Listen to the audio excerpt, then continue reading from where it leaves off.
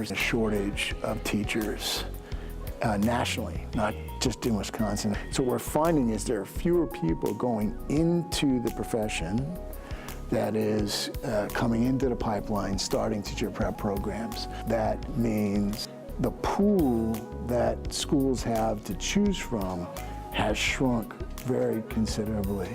For somebody going into the profession, that means there's opportunity, right? That there is a need for teachers. The highest need is in special education. We simply do not produce enough special education teachers. We value inclusive education, but with that comes a special set of knowledge, a special set of skills. St. Norbert has developed a new special education program in partnership with University of Wisconsin-Oshkosh to try and open up a pipeline where we're serving that need. Another area is our science and math fields. We see that even as it relates to students that are pursuing college. An area we are producing teachers in is in English as a second language. So that's been a very high need area, again, because the demographics change.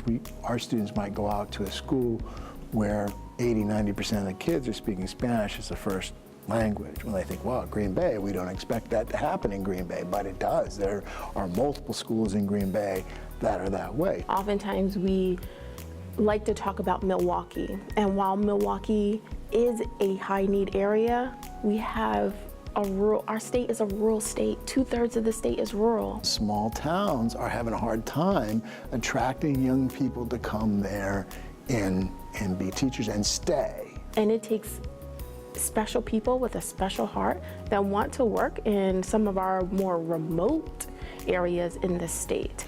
If you are passionate about something that's not a high need area, it doesn't mean you shouldn't do it. Because I believe that passion, that commitment to that thing that you really love, that translates into the classroom. That translates into being an effective teacher because you are excited about what it is that you're teaching. How we provide instruction changes. It's very dynamic right now on a couple of different levels. We've had the emergence of charter schools, for example. Like most of our culture, technology is having a disruptive effect on how we do things. School choice. There are online schools, there are schools that are low touch. Intra-district, so I live in Green Bay, for example, and I can choose to send my children to a public school, but that has a very particular focus. Blended kinds of environments where you only go to school a couple times a day and maybe do some of it rest of it online. But even in the regular classrooms, if you walk into many of those places, kids walk into the classroom, go pick up an iPad, start to do some work.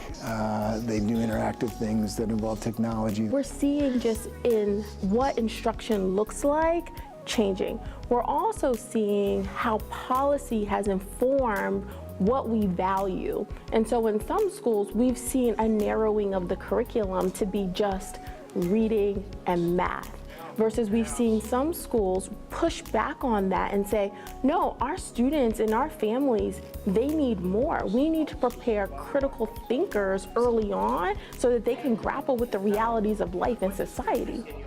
Being a teacher starts with the individuals that you already know and the communities that you're already a part of. So if that means volunteering at a local museum or a children's museum.